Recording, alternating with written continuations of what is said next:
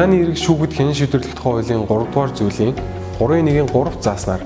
хүн хуулийн этгээдээс захиргааны хууль бус үйл ажиллагааны улмаас зөрчигдсөн эсвэл зөрчигдөж болзошгүй эрх хууль ёсны ашиг сонирхлоо хамгаалуулахаар түнчлэн нийтийн ашиг сонирхлыг төлөөлөх эрх бүхий этгээд хуульд тусгайлан заасан бол захиргааны байгууллагаас нийтийн эрх зүйн чиг үүргийг хэрэгжүүлэхтэй холбогдсон үүссэн маргааныг шийдвэрлүүлэхээр захиргааны хэргийн шүүхэд гаргасан өргөдлийг нэхэмжлэл гэнэ. Захиргааны актыг хүчингүй болгуулах, захиргааны акт илт хууль бус болохыг тогтоолгож даалгуулах нэхэмжлэл, захиргааны байгууллагын эсвэлтгүй хууль бус болохыг тогтоолгож даалгуулах тухай нэхэмжлүүдэд захиргааны эрэг шүүхэд хянан шийдвэрлэх тухай хуулийн 52 дугаар зүйлийн 52-ийн 5-ын 1-р хэсэгт захиргааны акт, захиргааны гэрээг хүчингүй болгуулах, илт хууль бус болохыг тогтоолгох, эсвэл эсвэлтгүй хууль бус болохыг тогтоолгох,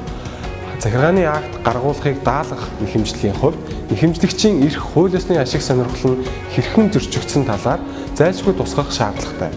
Анхан шатны шүүхээс захиргааны эргийг шүүх хуралдаанаар хянан хэлэлцэхэд дараах шийдвэрийг гаргана. Захиргааны эрэг шүүхэд хянан шийдвэрлэх тухай хуулийн 106 дугаар зүйлийн 106-гийн 3-ын 1-р хэсэгт захиргааны акт, захиргааны гэрээ хууль бус бөгөөд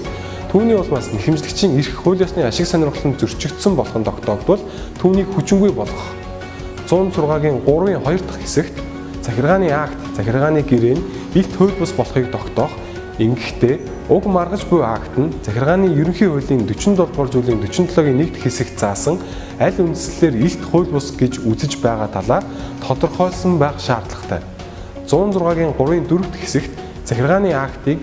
гаргахаас татгалзсан шийдвэр эсвэл гаргахгүй байгаа эс үйлдэх нь хууль бус бөгөөд түүний улмаас нэхэмжлэгчийн эрх хууль ёсны ашиг сонирхол нь зөрчигдсөн бол шаардлагадах захиргааны акт гаргахыг тухайн захиргааны байгууллагад даалгах, эс үйлдэхүй хууль бус болохыг тогтоох гэх мэт шүүхийн шийдвэр гарна.